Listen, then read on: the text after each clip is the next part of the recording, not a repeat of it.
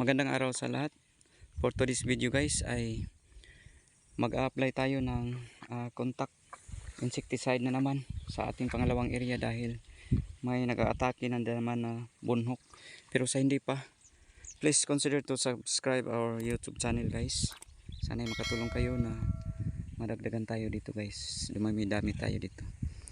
Ito guys, balikan natin. So may nakikita na naman tayo na damage ng ayan guys, yung mga namamatay ng mga dahon, nalalanta, natutuyo ng mga dahon sa ilalim. So yan ang palatandaan na inaatake na ng bunhok. Kaya nag-apply tayo guys.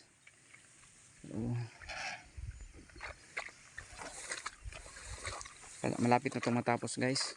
Kanina pa kami madilim pa nag-apply, pero naabutan tayo ng alas 5 na ng umaga dahil malaki-laki ang ating ina-applyan. So, pero okay lang, wala pa namang sinag ng araw. So ina-applyan natin, maagapan pa naman ito guys. So madali lang puksain ang bunhok. Gagamit lang tayo ng mga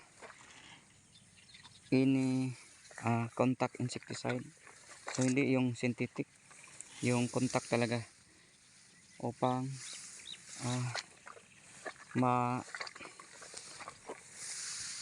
anong tawag nito, maigo or tamaan.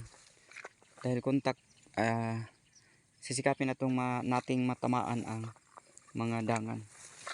So maganda sana ang panahon ngayon sa mga rice farmer dahil walang umataking piangaw.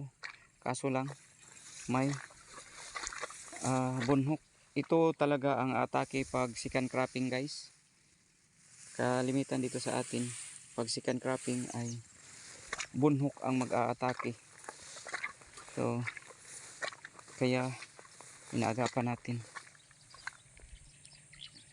So ang daming sayaw guys. Sayaw ang tawag dito sa atin.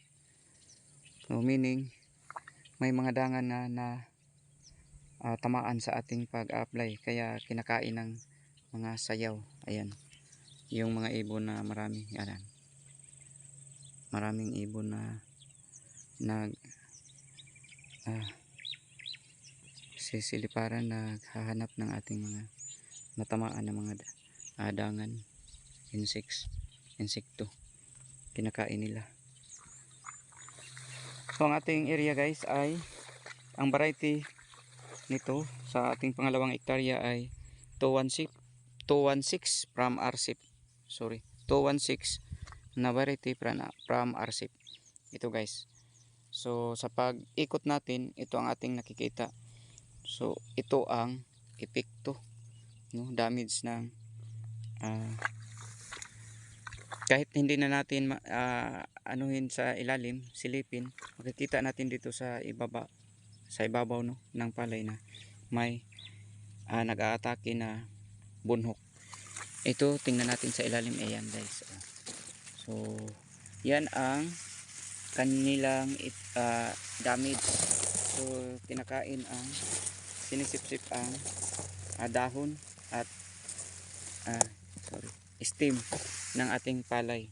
So ang mangyari, hindi na maka-supply ng pagkain sa kanyang palay sa butil dahil sirang-sira na ang dahon at tuyo na matutuyo talaga ang kanyang stem, no, ang katawan ng ating palay. So matahupon ang tawag ito sa amin, tahupon, walang laman ang butil.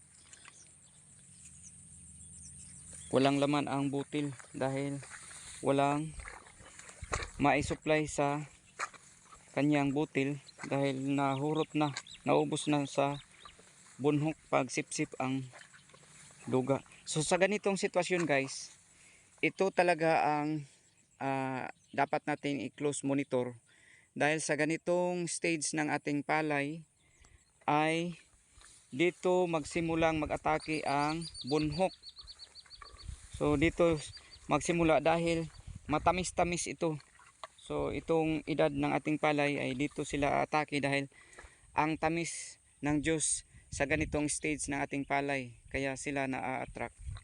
So kailangan tayong mag close monitor. So, every other day tayong mag monitor upang maagapan natin. Pero hindi naman ito maagapan din. Hindi naman tayo maproblema nito, maagapan din ito. Basta lang mag-apply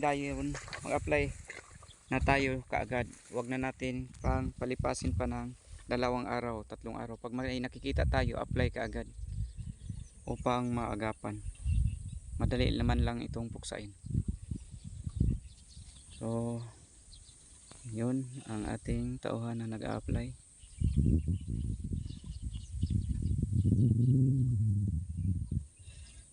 Tatlong lensa na lang guys, malapit nang matapos.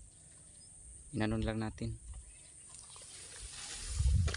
tinapos lang natin kahit na alas 5 na dahil alanganin sa oras, no, nabalikan ito. So ang ating palay guys ay 90%, no, 90% nang nakalabas ang kanyang bunga.